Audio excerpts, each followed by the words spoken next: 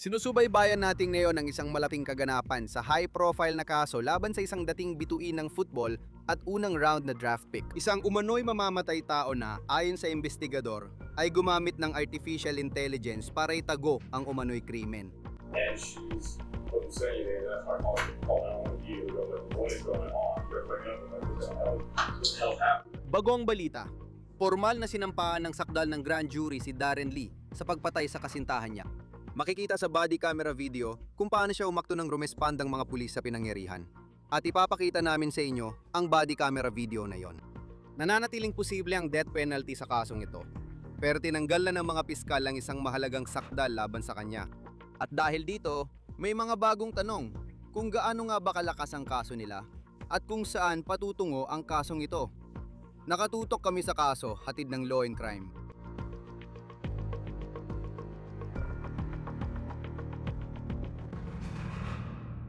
Balikan mo ang 10 taon na ang nakalipas.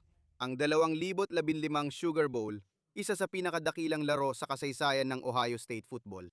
Tinalo ng Buckeyes ang Alabama sa kampanya nilang manalo sa College Football National Championship ng taong yon. Si Darren Lee, isang linebacker, ang MVP ng Sugar Bowl. Isipin mo, siya'y nasa tuktok ng mundo, isang bituin at alamat sa football. Dito pa lang nagsimula ang pag-asenso ni Darren Lee sa usaping pinansyal dahil ilang buwan lang ang lumipas at napili siya ng New York Jets bilang ika-20 pick sa unang round. At nagpatuloy siya sa pagkita ng milyon-milyong dolyar sa NFL. Ngunit na yon ay nahaharap siya sa napakatotoong posibilidad na gugulin ang natitirang bahagi ng kanyang buhay sa death row. Kahit na na-draft si Lee noong 2016 at pumirma ng kontratang nasa 10 milyong dolyar, hindi siya naging matagumpay at hindi rin nagtagal sa liga. Lumipat-lipat siya sa ilang iba't ibang koponan sa loob ng mga 4 na taon. Naglaro ng mahigit 50 na laro at pagkatapos ay nawala na rin siya sa liga. Kumita pa rin siya ng milyon-milyong dolyar sa karera niya. Binanggit ko ang background niya para maintindihan niyo kung sino si Lee at kung saan siya nagmula. Ngunit hindi talaga tungkol sa football ang kasong ito. Sino ang mag-aalala kapag iniisip ang malupit na pagpatay sa babaeng may magandang kinabukasan? Si Lee ay inaakusahan ng pagpatay sa babaeng yon. Ang pangalan niya ay Gabriela Perpetua. Siya ay 29 na taong gulang at ayon sa kanyang nekrolohiya, siya ay nagtrabaho bilang nurse at minahal siya ng napakaraming tao. Maraming larawan siya kasama ang pamilya at kaibigan. Ngayon, nagsampa ng kasong sibil dahil sa maling pagkamatay ang pamilya niya laban kay Lee at humihingi ng 50 milyong dolyar. Ang kasong iyon ay nagpapaliwanag sa pinaniniwalaan nilang nangyari sa bahay kung saan siya namatay noong Pebrero ng taong ito. Balikan muna natin ang araw na yon bago talakayin ng mga bagong pangyayaring may kaugnayan sa sakdal at sa paratang na ibinasura. Talakayin natin ang ulat ng pulisya sa nangyari sa bahay malapit sa Chattanooga, Tennessee noong Pebrero 5. Sam 7, kasalukuyang isinasagawa ang CPR, 29 na taong gulang na babae. Ngayon, si Lee ang tumawag sa 911. Mapapaisip ka tuloy kung ito'y tawag ng nag-aalalang nobyo o ng mamamatay tao na tinatakpan ng ginawa niya. Pag-usapan natin ang body camera video sa kasong ito. Mahalaga ito dahil ipinapakita kung paano umakto ang dating football star nang dumating ang mga pulis sa kanyang bahay at natuklasan ang nakakakilabot na insidente. Obserbahan ninyo ang body language ni Lee habang kausap ang mga pulis. Ipinakita ang body camera video na ito sa pagdinig para matukoy kung may probable cause para kay Lee. Nakuhanan ng kamera ng WTVC ang body camera video. Panurin natin. We'll get you an idea. What they say.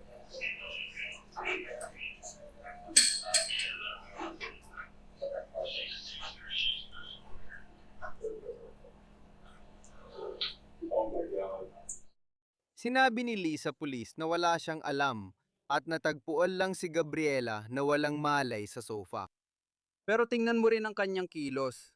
Inaamin ko na minsan ay subjective ang body language at iba-iba ang interpretasyon ng tao. Pero mukhang kalmado siya. Kapag narinig mo ang pinsalang ngata mo ni Gabriela, magtatanong ka talaga kung anong nangyari sa loob ng bahay. Ayon sa demanda ng pamilya ni Gabriela, nagtamo siya ng matitinding pinsala sa katawan, kabilang na ang blunt force trauma sa ulo na nagresulta sa malubang pinsala sa utak, bali sa cervical spine, leeg, maraming saksak at sugat sa dibdib, tiyan at binti, malawak na galos at pasa sa kaliwang bahagi ng muka at mga kagat ng tao sa kanyang katawan na pawang palatandaan ng marahas na pisikal na laban at sinadyang pananakit. Pag-usog-usapan natin ang isang napakalaking ebidensya sa kasong ito para sa prosekusyon. At ito ay ang di umani ginawa ni Lee bago siya tumawag sa 911. Mga tanong na itinip niya sa ChatGPT. Ipapakita ko sa inyo ang mga iyon mamaya. Bago yon, ilalatag muna natin ang mahahalagang ebidensya mula sa loob ng bahay. Kabilang ang ebidensya ng mga tilamsik ng dugo na sinasabi ng pulis na nakita nila. Gusto kong panurin ninyo ito mula sa pagdinig ng probable cause, kung saan ipinaliwanag ng opisyal ang natagpuan nila sa bahay. Yan ang itaas ng hagdanan papunta sa master bedroom. Kaya puro asul lang makikita sa video dahil yan ang dugo raw na nakita sa bahay, ayon sa mga awtoridad. Makikita ninyo rito ang asul na markang nagpapakitang dito raw natagpuan ng dugo sa sala. May nahanap din daw sa inidoro at banyo. Natagpuan ito sa iba't ibang parte ng bahay, kabilang ang BMW ni Lee at kusina. Kaya ngayon, pag-usapan natin ang tungkol sa artificial intelligence dahil malinaw na napakakilabot ng eksenang ito na natagpuan ng mga awtoridad.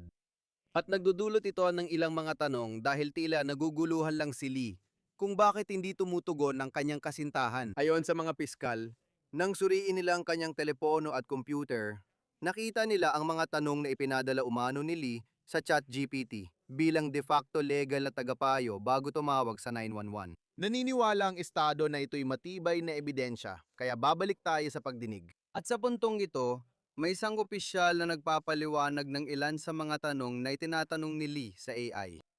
Ito ang magiging burden, ang grado ay magiging Ginoong Brady. Dahil iyon ang kanyang tanong na gusto sa maguhin. Kaya muli, may ilang mahahalagang tanong dito na kailangang sagutin ni Lee at ng kanyang depensa habang umuusad ang kasong ito. At ilan sa mga tanong na yon ay, bakit hindi tugma ang kwento na sinabi niya sa pulisya na nakita natin sa body camera video?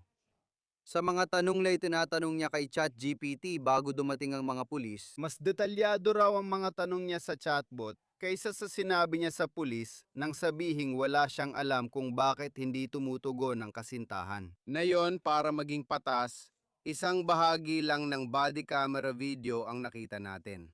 Sinabi ng mga taga-usig sa pagdinig na yon na meron silang humigit kumulang 30 minuto ng body camera video, pero para sa layunin ng probable cause hearing, 5 hanggang 10 minuto lang ng video ang ipinakita nila. Kaya hindi natin alam kung ano pa raw ang sinabi ni Lee sa awtoridad. Gusto kong ipakita ang isa sa mga mensahe raw na isinulat ni Lee sa chatbot na ipinakita sa korte.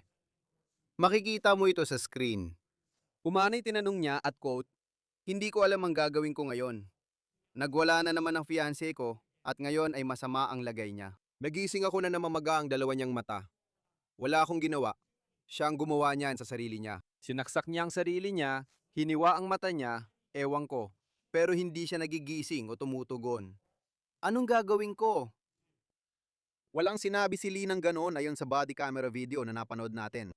Ngayon, isa pang tanong ay, paano niya hindi alam ang kahit ano tungkol sa umano'y nangyari sa kanya? Mayroong napakaraming dugo na umano'y natagpuan sa buong bahay, sa kanyang sasakyan, sa banyo at sa kusina. Ang kwento niya sa mga pulis, sinubukan niyang gisingin, tinanong kung gusto kumain, pero hindi nagising kaya tumawag siya ng 911. Pero isa pang malaking tanong para sa depensa, habang umuusad ang kaso. Gusto ko nang talakayin ang bagong impormasyon tungkol sa kaso, dahil katatapos lang dinggin ito ng grand jury at formal na kinasuhan si Lee ng first-degree murder. At kung si Lee ay napatunayan nagkasala sa kasong yon, gugugulin niya ang natitirang bahagi ng kanyang buhay sa kulungan. At ang mga piskal ay hindi pa rin nakakapagbesisyon kung gusto nilang ituloy ang parusang kamatayan sa kasong ito na ayon sa ulat ay desisyong gagawin sa mga susunod na linggo. Na yon, pagdating kay Lee at sa mga kasong kinakaharap niya, isa na lang ang nabawas sa mga kaso niya kumpara noong bago siya ma-indict. Ibinasura na ng mga piskal ang isang kaso ng pangangialam sa ebidensya. Ayon sa Associated Press, ginawa nila ito para mas makapag-focus sa pangunahing kaso ng first-degree murder. Ngayon, mahalaga ring tandaan at magiging interesante ring makita kung gaano ito magiging mahalaga kung umabot ito sa paglilitis. At habang umuusad ang kasong ito, mahalagang tandaan na hindi ito ang unang beses na si Lee ay umano'y naging marahas. Nung siya ay inaresto noong Pebrero, kaugnay ng pagpatay kay Gabriela, ayon sa AP, si Lee ay nasa probasyon sa Franklin County, Ohio. Doon matatagpuan ng Columbus at nasa probasyon din siya sa Alachua County, Florida. Kinasuhan siya sa 3 magkakahiwalay na umano'y pananakit. Kabilang ang umano'y pananakit sa kanyang ina at sa ina ng isa sa kanyang mga anak. Bago ko ipakilala ang ating eksperto, nais ko munang ipakita ito sa screen dahil mahalagang malaman ng lahat na may makukuhang tulong ang mga tao na kararanas ng umano'y karahasan sa tahanan. Kung ikaw o may kakilala kang nangangailangan ng tulong, maaari kang makipag-ugnayan sa hotline para sa karahasang domestiko. Ang numero ay 1-800-700-999 SAFE.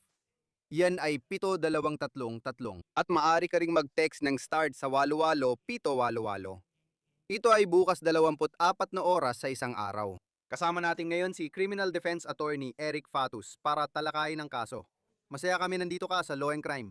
Interesante ito habang sumisikat ang ChatGPT at iba pang AI chatbot. Nakikikita natin sa ilang mga kaso ng mga taong inaakusahan ng krimen ay dumudulog sa ChatGPT. Ano ang masasabi mo sa umano'y tanong ni Darren Lee sa AI bago dumating ang pulis sa bahay niya? Well, ilang bagay. Alam mo, hindi ba nila gets na lahat ng text, tawag at email ko pwedeng makita? Pero iniisip pa rin nila na si ChatGPT ay parang lihim na kakaibang bagay. Hindi ko maintindihan. Parang malinaw naman na lalabas yan sa subpoenas at digital forensics analysis. Kapag tiningnan mo yon, alam mo, maraming pwedeng interpretasyon doon, Chris. Isang paliwanag ay gusto niyang mapagamot ng di nadadamay ang pulis. Dahil ba may kasalanan siya, may masamang nangyari, o dahil nasa probation siya? Maraming paliwanag dyan. Pero sa tingin ko, maraming makatas na detalye sa mga tanong niya sa ChatGPT na kung tutuusin, hindi magandang dating. Sa tingin ko, para sa depensa niya, mukhang kahina-hinala kung may magtatanong sa ChatGPT ng ganon.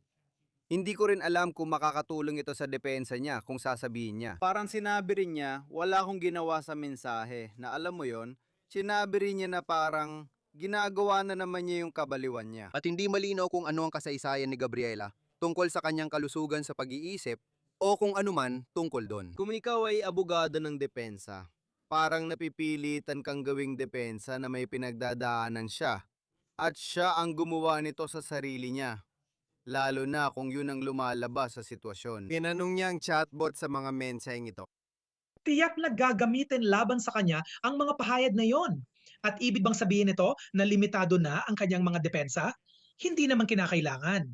Alam mo, may iba pang posibleng depensa na maaring gamitin. May mga posibleng depensa ukol sa kalusugan ng pag-iisip. May iba pang paraan para mailarawan kung ano ang pinaniniwalaan ng depensa na nangyari. Pero alam mo, pagdating mo sa korte, Chris, hindi mo pwedeng itanggi ang isang bagay na malinaw at kitang-kita. Nangyari talaga yon. Kaya kailangan mong alamin o ano ba ang tamang interpretasyon niyan. At paano ko ito maipapakita sa hurado sa paraang tugma sa iba pa naming depensa? Pagdating sa ilan sa mga pre-trial na nangyayari, kung umabot man ito, alam mo na sa trial phase, ibig kong sabihin, gaano ba ito kahirap? Kung sabihin ng autoridad na legal nilang sinuri ang telepono gamit ang search warrant at nakita nilang naghanap siya sa ChatGPT bago dumating ang pulis sa bahay niya, paano maaring tigilan ng defense attorney na magamit yon bilang ebidensya? Kaya medyo iba iyon. Kung may search warrant na, ibig sabihin may hukom na nag-utos na may probable cause para payagan ng gobyerno, buksan ang digital device at kunin ang impormasyon. Kaya dapat mong suriin kung ginawa ng gobyerno ang mga aktibidad na yon alinsunod sa search warrant. Minsan, masyadong malawak ang hinihingi ng gobyerno. Halimbawa, pwedeng sabihin ng search warrant na pwede mong tingnan ang mga chat sa ChatGPT. Kinukuha ng gobyerno ang mga email mula 10 taon na ang nakakaraan at 10,000 iba pang materyales. Naranasan ko na ito at nagsampa ako ng mga musyon na nagsasabing sumobra ang gobyerno rito. Nakuha nila ang buong nakaraan ng taong ito na may access sila na karamihan dito ay wala namang kinalaman. Pwede mag-hain ng musyon pero kadalasan sinasabi ng hukom na may probable cause na o sinabi na ito ng naunang hukom. Sinasabi mo bang walang probable cause? At mahirap yung argumento. Si Darren Lee ay isang tao na nasa probation noong panahon na natagpuan ang kanyang dating kasintahan na patay.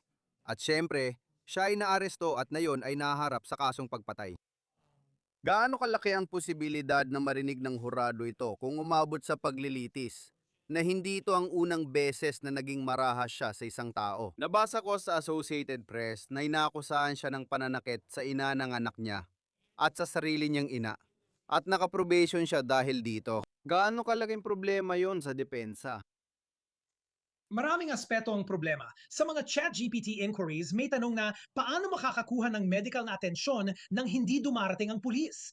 Maaring dahil pinatay niya siya o ayon sa depensa, hindi nasa probation siya at natakot kaya ayaw niyang dumating ang pulis. Kung ibibigay mo ang interpretasyong iyon sa hurado, ibig sabihin ay nakaprobation siya dahil sa isang bagay. Pwedeng magbigay ang hukom ng limitadong tagubilin na hindi dapat marinig ng hurado kung bakit siya nasa probation, kundi na nasa probation lang siya dahil ipinapaliwanag nito ang tungkol sa ChatGPT. Meron ding naunang ginawa laban sa sinasabing biktima na maaring gamitin para ipakita ang kanyang motibo at intensyon. Karaniwang ginagamit ang mga bagay na yon sa mga kasong hinihinalang domestic violence gaya ng kasong ito. At kapag piningnan mo kung nasa na tayo ngayon, parang ito na ang pinakabagong impormasyon na nakuha natin tungkol sa kasong ito mula nang maaresto si Darren Lee. Hindi talaga ito maiiwasan, palagi ko itong naiisip. At hindi ito unang beses na may sikat o manlalaro ng football na napasok sa ganitong gulo. Pero isipin mo, ito yung taong minsan pumirma ng kontrata na nagkakahalaga ng $10 milyong. Tapos ngayon, 5 taon na siyang wala sa liga. At ngayon ay nahaharap siya sa mga kasong ito. Nakakagulat ang pagbagsat niya mula sa tagumpay. At ngayon, kinasuhan na siya ng pagpatay sa kanyang mapapangasawa. Pero una rin siyang naharap sa kasong pakikialam sa ebidensya. At hindi na siya naharap sa kasong iyon na yon. At ayon sa pagkakasabi ng AP, para makapagpokus na ang mga piskal sa pangunahing kaso ng first-degree murder. Ano kaya ang posibleng estratehiya dyan? Alam ko rin na abogado ka sa depensang kriminal. Ano ang ibig sabihin sa'yo ng hindi na pagharap ni Darren Lee sa kaso? Siyempre, hindi ako naroon sa mga pagdinig ng grand jury kaya hindi ko alam ang eksaktong detalye ng kaso. Ipinapakita nito, Chris, na gusto ng gobyerno maging maingat at iwasan ang pagkakasobra sa mga kasong isinampa nila. Ayaw mong magmukhang pinupunteriya mo ang isang tao nang higit pa sa nararapat at makataruman. Ang pagtutok lang sa pangunahing kaso at hindi na ito dinadagdagan ay may saysay sa ganitong pag-iisip. Sinasabi rin nito na posibleng ang kaso ay batay sa ilang aktibidad matapos ang pagkamatay, marahil pagtatangkang pagtakpan ang isang bagay. At ayaw lang talaga nilang malito ang hurado at magkaroon ng kompromisong hatol na parang, uy, hindi kami sigurado ng 100% sa pagpatay pero hatulan na lang natin sila sa kasong pakikialam sa ebidensya at tapusin na. Ayaw yun ng gobyerno. Oo. At kung sigurado ang gobyerno na malakas ang kaso nila sa first-degree murder, ibig sabihin, kapag napatunayang nagkasala siya sa Tennessee, makukulong siya habang buhay at maaring masentensyahan ng kamatayan. Pagdating din sa football, at napakarami sa kwentong ito na kahit nabanggit ko ang nakaraan niya sa football na siya ay first-round draft pick, sa huli, may isang babae pa rin nawala ng buhay. Kaya parang, sino ba may pakialam na naglaro siya sa NFL? Pero naririnig natin sa mga kaso na may kinalaman sa dating mga malalaro ng football, palaging nababanggit ang CTE, kahit totoo man ito o hindi. Naalala mo ba si Junior Seau na namatay na? Hindi siya inakusahan ng kaparehong akusasyong kinahaharap ni Darren Lee. Pero sabi ng iba, malaki ang epekto ng CTE sa kanya bago siya namatay. Linebacker si Darren Lee, parang banggaan ng kotse sa bawat play yon. Gaano ka-epektibo at alam mo rin, medyo mahaba ang tanong ko. Pero ang CTE ay isang bagay na hindi natin alam kung meron ng isang tao hanggat hindi siya namamatay at nasusuri ang kanyang utak. Paano mo nakita ang mga argumento tungkol sa CTE sa mga kasong may kinalaman sa manlalaro ng football? Gaano ito ka-epektibo kung gagamitin ng depensa? Chris, ito ay isang napakabagong pangyayari at bago pa lang sa legal na sistema. Bago pa lang ito sa medical na agam, ngunit hindi pa ito nabibigyang pansin ng legal na sistema. At alam mo, totoo ang pangamba ko at naging dahilan nito para may kumilos sa parang hindi nila makontrol o hindi sana nila ginawa kung wala ito. At maaring iyon ang maging batayan para sa isang legal na depensa sa kabilang banda. Alam mo, sa tingin ko, may mga tao sa industriyang ito na naglaro ng sports at maaring gamitin niyon bilang dahilan. Kaya talagang kailangan pag-isipan ng mga korte kung paano nila matutukoy kung ito ba ay tatanggapin, sa anong mga pagkakataon at anong mga medical na ebidensya ang kailangan ipakita. Hindi natin pwedeng basta sabihing nasa NFL siya kaya sigurado may CTE at di niya makontrol sarili niya, palayain na lang. Sa tingin ko, di tama yon. Oo, at mapapaisip ka rin kung umabot sa puntong ginagamit na ang CTE, alam mo yon, bago pa siya mahatulan ng pagpatay, kung yun nga ang mangyayari dito at mahaba-haba pa ang proseso, alam mo yon, kung gagamitin mo ang CTE, mapapaisip ako bilang argumento. Titingnan ba ng hurado ang isang tao na, ito ay isang taong may hilig sa karahasan dahil isa siyang manlalaro ng football. Kapag may kliyenteng inakusahan ng pagpatay, si Aaron Hernandez ang football player na agad na alala na inakusahan ng maraming pagpatay at napatunayang nagkasala. Nagkasala siya sa kahit isa. Sa tingin ko, yung double murder ang isa sa mga naapil pa bago siya pumanaw. Pero bilang isang defense attorney, paano mo gustong lumitaw si Darren Lee sa paningin ng hurado? Alam mo ba kami mga tao na titingin at sasabing isa siyang marahas na manlalaro ng football? At may probation na siya dahil sa maraming pananakit. Paano mo mahihikayat ang jury bilang defense? Siyempre, ikukwento ng prosecution ang tungkol sa fiancé niya at mukhang mabuting tao talaga siya. Paano mo ilalaruan si Darren Lee sa hurado nang hindi negatibo ang dating niya? Oo naman, ibig ko sabihin, lahat ng tao may pinagdadaanan, lahat may problema, para yan sa mayayaman at sikat at pati na rin sa mga tao sa kanto. At yan ay isang bagay na makaka-relate ang karaniwang juror. Tingnan mo, tapos na ang kanyang karera. Tulad ng sabi mo, maaring mabigat na katotohanan yan. Parang pagbagsak mula sa dati niyang katayuan. Alam mo, para sa isang taong malas at maraming pinagdadaanan sa buhay, tapos nangyari pa ang trahedyang ito kahit ipinaglalaban niyang wala siyang kasalanan.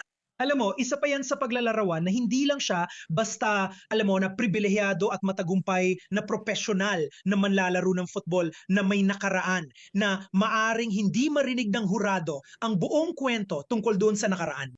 Pero isa rin siyang normal na tao na humaharap sa buhay pagkatapos ng professional niyang karera. Sa liga, walang gabay o playbook dyan. Kaya sa tingin ko, kailangan mong gawing mas makatao sila sa ganong paraan at buksan ang isipan ng hurado para maging bukas sila sa kwento mo tungkol sa nangyari. Oo, at hindi ko alam kung ano ang kalagayan niya sa pera. Alam mo, pumirma siya ng kontrata sa Jets nang madraft siya sa unang round. Sa tingin ko, ika-20 siya sa kabuuan at nakakuha siya ng $10 milyong na kontrata.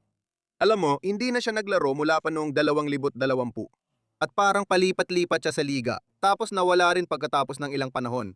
Kaya parang, ano na nga bang ginagawa niya nitong nakaraang 5 taon? Hindi naman siya nakatira sa isang marangyang mansyon. Iisipin mo na ang isang tao na, alam mo, kumita ng $10 milyong sa kanyang karera, ay baka nakatira sa ganoon. Nagsampa ng kasong wrongful death na humihingi ng $50 milyong ang pamilya ni Gabriela Perpetuo.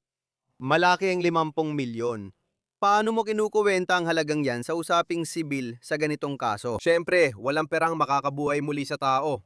Pero 5 beses yon ng kinita niya sa buong NFL career. Paano nga natutukoy ng abogado ang eksaktong halagang 50 milyon? Sir, ibig kong sabihin, tinitingnan mo ang bigat ng pagkawala na yon at ang pagkawala na yon para sa mga bagong nagrereklamo na siyang pamilya ng biktima. Alam mo, ano ang naging halaga ng taong iyon sa pamilya? Ano ang naging halaga niya sa komunidad? Ano ang naging halaga niya sa mundo? Alam mo, nagbibigay ba siya ng kita sa pamilya? Tinitingnan mo ang mga ekonomikong aspeto at kitang-kita ang malaking pagkawala ng buhay na tiyak milyon-milyon ang halaga. Isa pa Chris, mahalaga ring malaman kung makokolekta talaga ang anumang maipapanalo sa ganitong kasong maling pagkamatay. Pwede kang mahatulan ng malaking halaga. Kung walang ari-arian ng tao, hindi ka rin mababayaran. Oo. Paano gumagana yon? Mahaba pa ang lalakbayin natin. Inosente siya hanggat di napatunayan ng sala. Sabihin nating napatunayan siyang nagkasala. At alam mo, itong $50 milyong na kaso, kung sakaling magpasya ang hurado sa usaping sibil, na alam kong matagal pa bago mangyari, posibleng pagkatapos ng kasong ito. Ano ang mangyayari sa usaping pinansyal? Ibig kong sabihin, alam kong may karapatan ka sa $50 milyong, Pero kung nakakulong siya, hindi naman parang magkakaroon siya ng ganung pera. Hindi rin naman niya talaga nagkaroon ng ganung kalaking pera sa simula pa lang, na ganung halaga. Alam mo, paano pa kaya makakabayad si Darren Lee ng abogado sa civil side? Tama. Karaniwan, kung may insurance policy, insurance ang magtatalaga ng abogado. Pero hindi ko nakikita mangyayari yon sa sitwasyong ito. Ang bayad sa abogado ay maaring umabot ng 10,000 hanggang daan-daang libong dolyar. At sa huli, maaari ka pang hatulan ng milyon-milyon o 10,000 milyon. Ang akusado ay magfa-file ng bankruptcy at magkakaroon ng pagkakasunod-sunod na iba't ibang paghahabol laban sa kanya. Alam mo, yung ibang pinagkakautangan niya ay magsusumite ng claim at sasabihin ng bankruptcy judge na may 50,000 dolyar na assets dito. Hahati natin ito ng pantay-pantay at patas hanggat maaari. Yung mga taong yun ay naiiwan sa kawalan, may di masukat na pagkawala ng mahal sa buhay at walang tunay na kabayaran. Oo. Alam mo, kailangan niyang ayusin ng mga legal na issue niya bago pa man, lalo na sa dami ng kaso ng pananakit. Mahal ang legal na depensa sa kasong pagpatay. Karaniwan din nating naririnig na babangkarote ang mga atleta, kahit malaki ang kita nila. Hindi ko rin alam ang estado ng pera niya. Sigurado akong magiging bahagi yan habang tumatakbo ang kaso. Eric Fatis, abogado ng depensa sa kasong kriminal, ang Mile High Lion mula sa Denver, Colorado. Salamat sa oras mo dito sa Law and Crime. Masaya akong makasama kayo. Iyan po ang pagtatapos ng On The Case mula sa Law and Crime. Napapanood na rin tayo sa Peacock. Ako si Chris Stewart. Hanggang sa susunod.